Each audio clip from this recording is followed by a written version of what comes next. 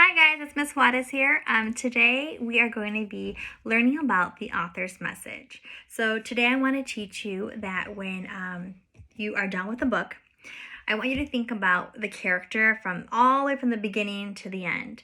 And we can learn from our characters. So when we learn from our characters, we look closely at what the character is feeling.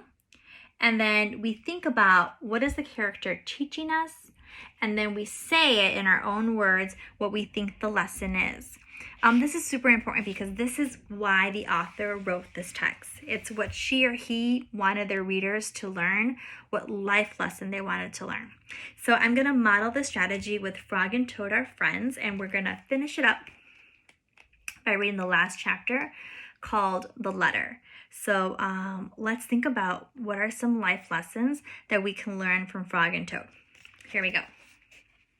We'll start off with the picture. Toad was sitting on his front porch. Frog came along and said, "What is the matter, Toad? You are looking sad." "Yes," said Toad, "this is my sad time of day. It is the time when I wait for the mail to come. It always makes me very unhappy." "Why is that?" asked Frog. "Because I never get any mail," said Toad.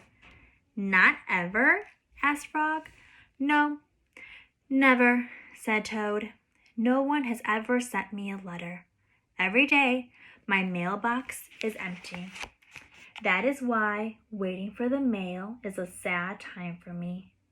Frog and Toad sat on the porch, feeling sad together. Wow, that's a lot of sadness. Then Frog said, "I have to go home now, Toad. There's something that I must do." Frog hurried home. He found a pencil and a piece of paper. He wrote on the paper. Readers, are you thinking what I'm thinking? Knowing how Frog is, I bet he's going to write a letter. He put the paper in an envelope. On the envelope, he wrote, "A letter for Toad." Frog ran out of his house. He saw a snail that he knew. "Snail," said Frog, "please take this letter to Toad's house and put it in his mailbox." "Sure," said the snail, "right away." Then Frog ran back to Toad's house. Toad was in the bed, taking a nap. "Toad," said Frog, "I think you should get up and wait for the mail some more." "No," said Toad, "I'm tired of waiting for the mail." Frog looked out of the window at Toad's mailbox. The snail was not there yet. "Toad," said Frog, "you never know when someone may send you a letter." No, said Toad. "I do not think anyone will ever send me a letter." Readers, Toad is really sad. I can sense his sadness because also he's just in bed. He has a hard time even getting out of bed. That's a big kind of sad. Frog looked out of the window. The snail was not there yet. "But Toad," said Frog, "someone may send you a letter today." "Don't be silly," said Toad. "No one has ever sent me a letter before, and no one will send me a letter today." Frog looked out of the window. The snail was still not there. "Frog, why do you keep looking out of the window?" asked Toad. "Because now I'm waiting for the mail," said Frog. "But there will not be any," said Toad. So Toad's out of bed, looking at the window with his friend. "Oh, yes, there will," said Frog, "because I've sent you a letter." "You have?" said Toad. "What did you write in the letter?" Frog said, "I wrote, 'Dear Toad, I'm glad that you are my best friend. Your best friend, Frog.'" "Oh," said Toad, "that makes a very good letter." Then Frog and Toad went out onto the porch to wait for the mail. They sat there feeling happy together.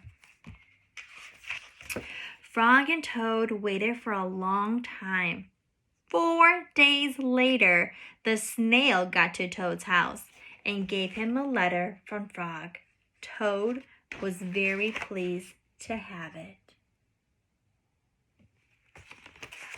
The end. 4 days later, and the snail finally got the mail in there. Now that's some snail mail.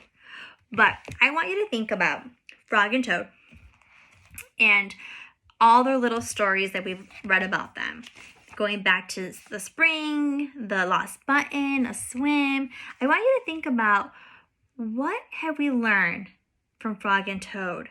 What is a life lesson that we've learned? And the title is called Frog and Toad Are Friends. So let's think about, what did the author, Arnold Lobel, what did he want us to learn about friends and friendship? What is the message? So think about all the experiences, the lessons, the feelings, what these characters did and said. What is the life lesson that we can learn from these characters about friendship? Maybe you're thinking about what makes a good friend, right? Maybe you're thinking about how friends should treat each other. Share your thinking. Let me know. Thanks for tuning in. Don't forget to hit subscribe to my channel. When we love and teach, then we can reach. See you next time.